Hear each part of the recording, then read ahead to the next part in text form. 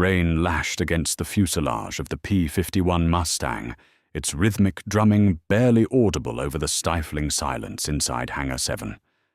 Suddenly, the gala's jazz music cut out. A cocky Marine had just mocked a shivering homeless man, demanding his MOS. The veteran whispered 2 words, "Reaper Storm." Nearby, General Peterson dropped his champagne glass. It shattered like a gunshot, and the entire room froze in a collective bone-chilling realization that a ghost had walked among them. The November rain cutting across the tarmac at Joint Base Lewis McChord was unforgiving, carrying the bitter, bone-deep chill that only the Pacific Northwest could muster. Inside Hangar 7, however, the atmosphere was a study in stark contrast. The massive aviation bay had been transformed into a glittering venue for the Defenders of Freedom annual gala. Golden string lights draped from the exposed steel rafters, illuminating a pristine, restored P-51 Mustang that served as the centerpiece. Men in crisp dress blues and women in elegant evening gowns mingled their laughter, mingling with the soft jazz played by a military brass quintet. Waiters carried silver trays of champagne and hors d'oeuvres, weaving through a sea of politicians, defense contractors, and high-ranking officers. Near the massive, partially open hangar doors left, cracked to allow the caterers access to their staging area, stood Corporal Bradley Jenkins. Jenkins was 22, broad-shouldered, and immaculately squared away. His Marine Corps dress blues were flawless, the anodized brass buttons catching the warm ambient light. He was an 0311, an infantry rifleman who had recently returned from a MEU, a Marine Expeditionary Unit float across the Pacific. To the civilians he had been chatting up earlier, he was the tip of the spear. To the combat veterans of Fallujah or the Korangal Valley, he was still just a peacetime boot who hadn't yet heard a shot fired in anger. But tonight, Jenkins felt like he owned the tarmac. Beside him stood Lance Corporal Higgins, equally polished, but looking incredibly bored. "I'm just saying," Higgins muttered, adjusting his white cover. "We're basically high-paid bouncers tonight." "We're the face of the Corps, Higgins. Act like it." Jenkins replied, his chest puffing out slightly. "Besides keeping the riffraff away from the brass, is a noble pursuit." As if summoned by the word, a figure emerged from the freezing darkness of the tarmac. He didn't walk so much as he drifted a shadow, detaching itself from the relentless rain. The man was severely weathered, his frame swallowed by a dilapidated olive-drab M65 field jacket that looked older than Jenkins. The jacket was soaked through, clinging to his gaunt shoulders. His jeans were frayed at the heels, dragging over boots that were held together by duct tape and sheer willpower. A matted graying beard obscured his jawline, and water dripped steadily from the brim of a faded, unbranded baseball cap pulled low over his eyes. But it was the way he moved that was jarring. He didn't stumble like the typical drunks who sometimes wandered too close to the perimeter. His steps were measured, deliberate, his eyes scanning the hangar, not with awe at the glittering lights, but with the systematic mechanical sweep of a man assessing entry points cover and lines of sight. Jenkins stepped forward immediately, his hand instinctively dropping to rest near his hip, though he was unarmed. The Marine blocked the narrow opening of the hangar door, puffing his chest out to present an impenetrable wall of navy blue and gold. "Hold it right there, old-timer," Jenkins barked, his voice laced with the condescension of a young man who had all the answers. "This is a restricted area, private event. The soup kitchen is back in Tacoma." The old man stopped. He didn't look at Jenkins's face. Instead, his eyes locked onto Jenkins's chest, reading his rank, his ribbons measuring his worth in a fraction of a second. The old man's eyes were a pale, washed-out blue, but they possessed a terrifying depth, like looking into a frozen abyss. "It's cold," the man said. His voice was a raspy graveyard whisper, ruined by decades of cheap tobacco and screaming over rotor wash. Just need to stand near the heaters. 5 minutes. Won't bother anyone. Yeah, that's not happening, Jenkins sneered, stepping closer, attempting to use his physical size to intimidate the man. You track mud on this floor, the sergeant major is going to have my hide. So why don't you do an about-face and march back to whatever overpass you crawled out from under? Higgins stepped up beside Jenkins, looking a bit uncomfortable. Come on, Brad, just call base security to give him a ride to the gate. Don't be a dick. I'm handling it, Jenkins snapped. He turned his attention back to the old man, a smug smile playing on his lips. He decided to have a little fun. Let me guess, Pops. You're a veteran, right? Everybody wandering around asking for handouts claims they served. What were you? A Navy SEAL Force recon. Let me see your DD-214. The old man didn't take the bait. He just stood there, the rain dripping from his chin. I served, he said quietly. Sure you did. Jenkins laughed, looking back at Higgins to ensure he had an audience. A few civilian guests standing nearby had also paused to watch the exchange, whispering among themselves. Jenkins felt the spotlight on him. Tell you what, High Speed, since you're clearly a Tier 1 operator, what was your MOS? You know what an MOS is, right? Military Occupational Specialty. Were you an 11 Bravo, a supply clerk, or were you one of those elite mess hall rangers? The old man finally lifted his head. The dullness in his pale blue eyes vanished, replaced by a sudden razor-sharp intensity that made Jenkins involuntarily take a half-step back. For a brief second, Jenkins didn't see a homeless man. He saw a predator. I didn't have an MOS, Corporal, the man said softly. Oh, really? Jenkins scoffed, trying to recover his bravado. Then what the hell did you have? The old man leaned in just slightly. I had a designation. He whispered the words carrying an unnatural weight. And what was that? Jenkins demanded, crossing his arms. The old man held his gaze. Reaper Storm, less than 20 feet away, standing near a towering pyramid of champagne flutes, Major General Samuel Peterson was politely enduring a conversation with a defense contractor about the logistics of drone manufacturing. Peterson was a legend in the Joint Special Operations Command, a man who had earned his Silver Star in the blood-soaked streets of Fallujah and whose chest looked like a patchwork quilt of American military history. He was 58, with steel-grey hair cropped tight and a posture that looked like it was carved from granite. Peterson was nodding at the contractor, attempting to tune out the drone of corporate buzzwords when the acoustic properties of the massive hangar betrayed a soft, raspy whisper that carried over the jazz music. Reaper Storm. The contractor was halfway through a sentence about quarterly margins when he noticed the general completely freeze. Peterson's eyes widened, the pupils dilating in sudden raw shock.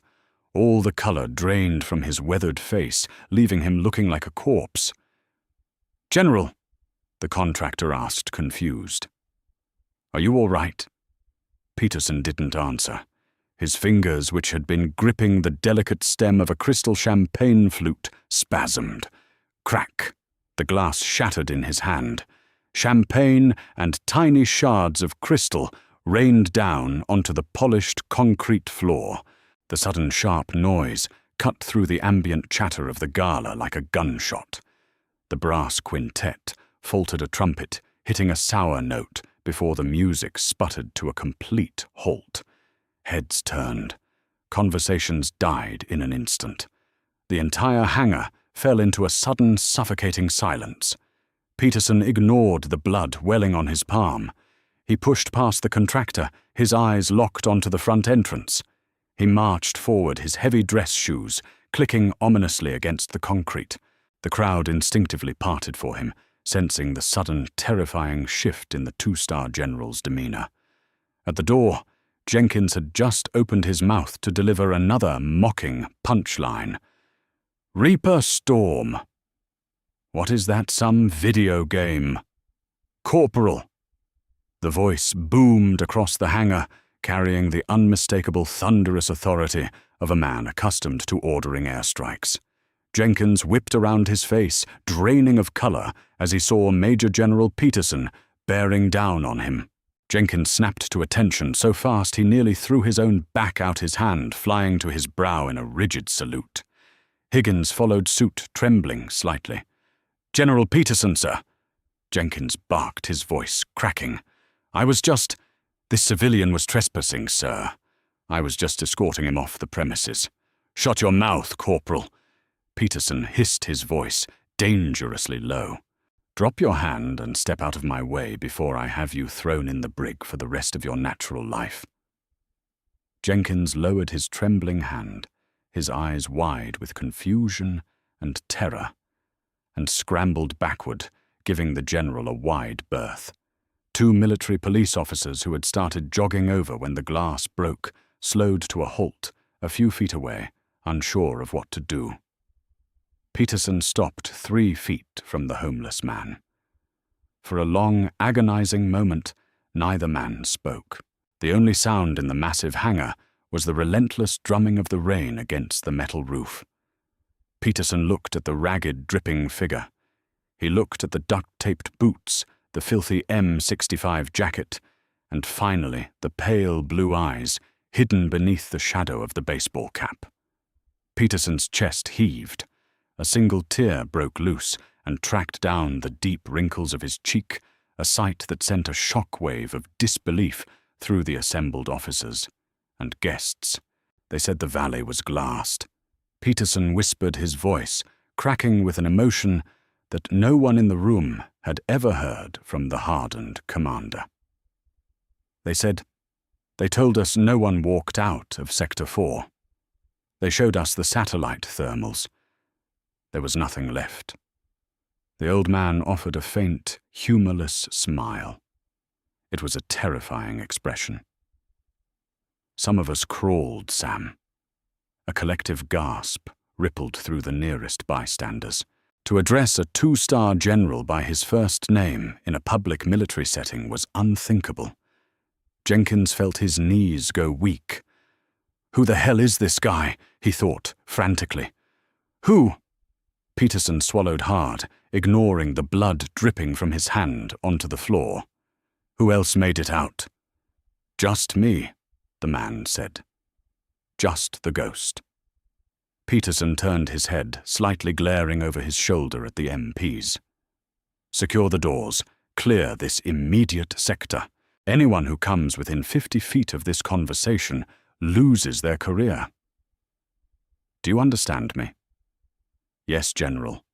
The MPs barked, immediately establishing a wide perimeter, shoving curious civilians and junior officers back.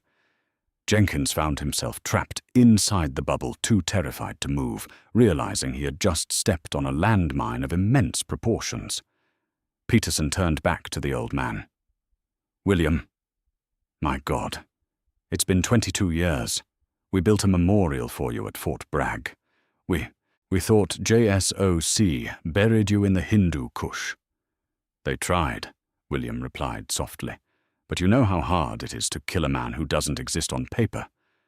Jenkins stood, frozen, his mind racing. JSOC, the Hindu Kush. 22 years ago, that was 2004, the darkest, bloodiest days of the War on Terror, when Black Ops units were operating completely off the leash. Peterson took a step closer, his voice dropping to a harsh, desperate whisper. "Reaper Storm wasn't an MOS," he said, directing the comment toward Jenkins without looking at him, a harsh lesson delivered in real time. "It was a contingency code, a black book directive authorized by the Secretary of Defense, completely off congressional records. It meant a team was being sent into a hostile, non-permissive environment where the United States officially had no presence. It meant no air support, no medevac, no extraction." Peterson finally looked at Jenkins, his eyes blazing with a fury that made the young corporal want to melt into the floorboards. It meant a suicide mission, Corporal. This man and 11 other operators were dropped into a mountain range, crawling with 300 Al-Qaeda fighters to secure a downed reconnaissance drone before the Chinese could recover its hard drives. Because of their sacrifice, because they held that ridgeline for 4 days with no food and no ammunition, my extraction helo wasn't shot out of the sky. I am breathing today, wearing these stars, because this man stood in the fire and refused to burn. Jenkins felt a cold sweat break out across his back. I didn't know, sir. I'm so sorry. I thought he was just— You thought like a fool, Peterson snapped. You looked at a man's exterior and judged his combat effectiveness.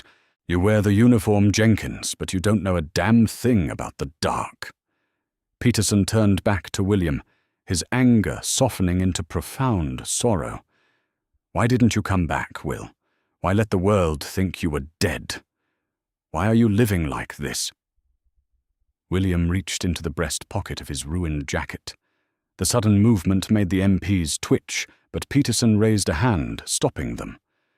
William pulled out a small, tarnished piece of metal, a heavy, irregularly shaped coin. It wasn't a standard military challenge coin. It was jet black, bearing no insignia, only a series of deep scratches that looked like tally marks. He pressed it into Peterson's bleeding palm. The general looked down at it, and the remaining color in his face vanished. I didn't wander in here tonight just to get out of the rain, Sam, William said, his raspy voice dropping to a dead mechanical register. I let them think I was dead, because the intel we found in that valley didn't belong to Al-Qaeda. We were set up. Someone high up the chain fed us into a meat grinder to bury what we found. Peterson stared at the black coin, his breathing turning shallow. The architect. He's still alive, William whispered, stepping out of the rain and fully into the hangar, the water from his boots staining the pristine concrete. And I came to tell you. He knows you're here tonight. The heavy steel doors of Hangar 7 groaned against the mounting wind outside, a stark reminder of the Pacific storm battering the base. Inside, the impenetrable bubble created by the military police held strong, isolating the 3 men in a tense, breathless vacuum. Corporal Jenkins stood rigid, the starch in his collar suddenly feeling like a hangman's noose.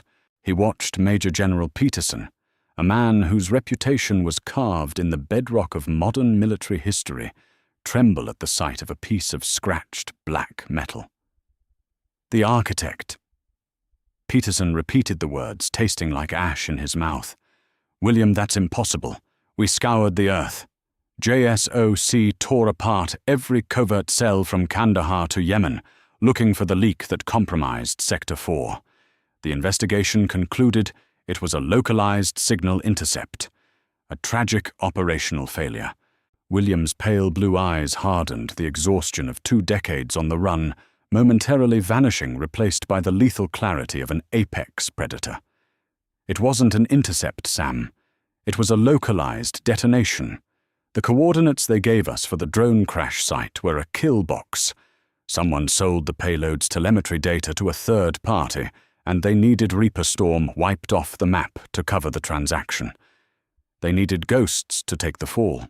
Peterson's gaze flicked to the defense contractor he had been speaking with moments before, a slick, impeccably dressed man named Harrison Cole. Cole was standing near the perimeter, watching the interaction with an expression that was far too calm for a civilian amidst a military incident. Harrison Cole. Peterson whispered, his grip tightening on the black coin. He's the CEO of Vanguard Defense. They manufacture the navigation arrays for the new strike drones. He's the middleman, William corrected softly, water still dripping from his matted beard onto the hangar floor. Cole operates the shell accounts that funded the Sector 4 ambush, but he didn't pull the trigger. The man who authorized the drop, the man who intentionally buried my team to line his own pockets, is Senator Jonathan Hayes. Jenkins couldn't suppress a sharp intake of breath. Senator Hayes was the keynote speaker for tonight's gala. He was currently sitting at the head table, sipping scotch and shaking hands, widely considered the most powerful voice on the Armed Services Committee. To accuse him of treason of murdering American operators was unthinkable. "William, if this is true," Peterson said, his voice dropping to a gravelly register, "why come forward now? Why risk stepping into the light after 22 years? Because of the cargo." William replied, his eyes systematically tracking the movements of the catering staff near the rear loading bays. "Hayes isn't just here to give a speech, Sam. He's finalizing a secondary transfer tonight. The blueprints for the next generation of stealth autonomous platforms.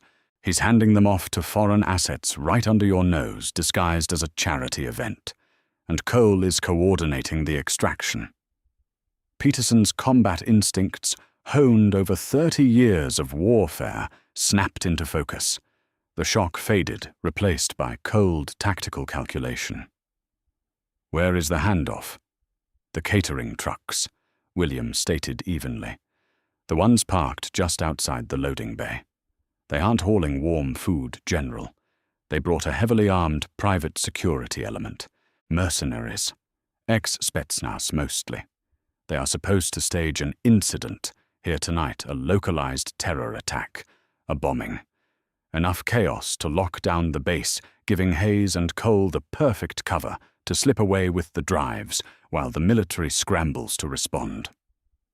Jenkins felt his blood run cold.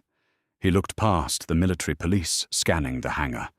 The string lights, the jazz band, the laughing civilians. It was a slaughterhouse waiting to happen. He had spent the last 3 hours mocking a man who had walked through hell to save their lives. "Corporal," William's raspy voice suddenly cut through Jenkins's spiraling thoughts. The homeless veteran was looking right at him, his gaze piercing through the young Marine's polished exterior. "Yes, sir," Jenkins responded instantly, no longer seeing a vagrant, but a superior officer. "Do you have your comms piece?" William asked. "Yes, sir. Linked directly to base security." "Don't touch it," William ordered. "Their frequencies are compromised. Cole's men have jammed the external relays. If you call for backup, they will initiate the assault immediately. We have exactly 4 minutes before the scheduled breach." Peterson turned to William. "What's the play? Will I have 2 MPS and a peacetime corporal? We are unarmed." William unzipped his ruined M65 field jacket. Beneath the waterlogged fabric strapped tightly to his emaciated chest was a customized tactical rig. He withdrew a suppressed matte black Heckler & Koch USP tactical pistol, handing it to Peterson. He then reached around his lower back, retrieving a second weapon, a compact SIG, Sauer, P226, and extended it toward Jenkins. Jenkins stared at the weapon.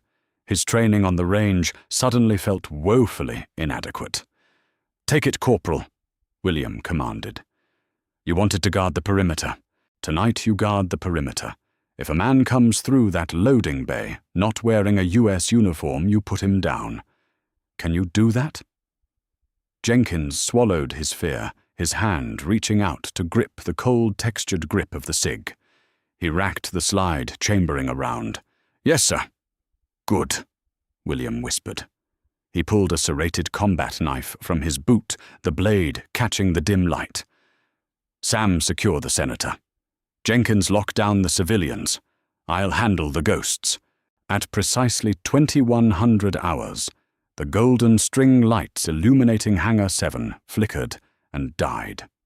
The immediate darkness was absolute, accompanied by a deafening hum as the main generators were remotely severed. A collective shriek erupted from the civilian guests, the sound bouncing off the cavernous walls of the hangar. The jazz band's music devolved into a chaotic clash of brass instruments, as musicians stumbled in the pitch black. "Stay down, everyone, get on the floor." Jenkins roared, his voice echoing with desperate authority. He abandoned his polished demeanor, sprinting toward the center of the room, physically shoving defense contractors and politicians beneath the heavy banquet tables. Near the rear of the hangar, the heavy loading bay doors violently groaned open. The faint ambient light from the stormy tarmac outside spilled into the room, revealing the silhouettes of 6 heavily armed mercenaries, clad in tactical black. They moved with terrifying efficiency, night vision goggles strapped to their helmets, assault rifles raised and sweeping the room. But they had not anticipated Reaper Storm. Before the lead mercenary could acquire a target, a shadow dropped from the structural rafters above the loading bay. William, moving with a fluid, terrifying silence that defied his age, landed directly behind the point man. The serrated blade flashed once in the gloom. The mercenary dropped without a sound, his weapon caught by William, before it could clatter against the concrete floor. The second mercenary turned, alerted by the sudden absence of his comrade. William pivoted, bringing the captured assault rifle to bear, and squeezed the trigger. 3 suppressed rounds, puffed, puffed, puffed, struck the man squarely in the chest plate, dropping him instantly. Chaos erupted. The remaining 4 mercenaries opened fire, their unsuppressed weapons shattering the air with deafening roars. Muzzle flashes strobed like lightning, illuminating the sheer terror on the faces of the hiding guests. Bullets chewed into the concrete and sparked violently against the restored P-51 Mustang. "Jenkins covering fire," Peterson bellowed from the left flank. The general had already vaulted a catering table, closing the distance toward the head table, where Senator Hayes was attempting to crawl toward the exit. Peterson leveled the HK-USP, firing twice, dropping a mercenary who had broken formation to flank William. Jenkins popped up from behind a reinforced steel pillar. His heart hammered against his ribs like a trapped bird. He sighted down the Sig Sauer, his hands slick with sweat. He saw a heavily armored figure taking aim at General Peterson's exposed flank. Jenkins took a breath, remembered his training, and squeezed the trigger. The recoil snapped his wrists. The mercenary stumbled backward, clutching his shoulder, his shot going wide. William capitalized on the opening. He moved like a ghost, an unstoppable force of violence honed in the darkest corners of the globe. He discarded the empty rifle, seamlessly drawing another blade. He closed the gap on the 3rd mercenary, slipping under the barrel of the man's weapon and driving the knife upward. In less than 90 seconds, the assault was over. The hangar floor was slick with rain and blood. 6 highly trained operatives lay dead or incapacitated. The backup emergency lights suddenly kicked on, casting a harsh, crimson glow over the carnage. Peterson stood over Senator Hayes, the suppressed pistol aimed directly at the politician's chest. Hayes was trembling, his bespoke tuxedo soaked in spilled wine and terror. Harrison Cole, the contractor, was pinned beneath the knee of an MP, his face pressed hard against the concrete. "It's over, John," Peterson said, his voice laced with venom. "Your extraction is cancelled." Jenkins, breathing heavily, lowered his weapon. He looked around the blood-spattered hangar, the reality of the situation crashing down upon him. He had fired a weapon in anger. He had survived. He turned to look for the old man. William was standing near the shattered loading bay doors, the pouring rain washing the blood from his hands. He picked up his battered baseball cap from the floor and placed it back on his head, the shadow instantly obscuring his pale blue eyes. "William," Peterson called out, stepping away from the senator. "Wait, you don't have to run anymore. We have them. We have the evidence. I can reinstate you. You can come home." The old operator paused, looking back over his shoulder. The harsh red emergency lights painted him not as a vagrant, but as a mythical figure of war, a man who had sacrificed his identity, his life, and his soul for a country that didn't even know his name. "I am home, Sam," William whispered, the raspy voice carrying over the wind. "The dead don't need medals. Just make sure those bastards burn." William's eyes briefly met Jenkins. The young corporal immediately snapped to attention, executing the sharpest, most respectful salute of his entire military career. He held it rigid, his eyes locked forward. William gave a slow, solemn nod. He turned his back to the light, took a step into the howling Pacific storm, and vanished into the darkness as seamlessly as he had arrived. The hangar was freezing cold, but as Jenkins lowered his hand, he realized the chill had nothing to do with the weather. It was the terrifying, humbling realization of the invisible wars fought every single day. Jenkins knew he would never look at a homeless veteran or his own uniform the same way ever again. The true defenders of freedom didn't always wear dress blues. Sometimes they wore duct-taped boots. If this story of ultimate sacrifice, hidden valor, and the harsh realities of the invisible wars fought by our veterans moved you, please hit that like button. Share this video with your friends and family to honor those who walk in the shadows so we can live in the light. Don't forget to subscribe to our channel for more intense, real-life inspired military storytelling and dramatic narratives. Hit the notification bell so you never miss a mission. Stay vigilant.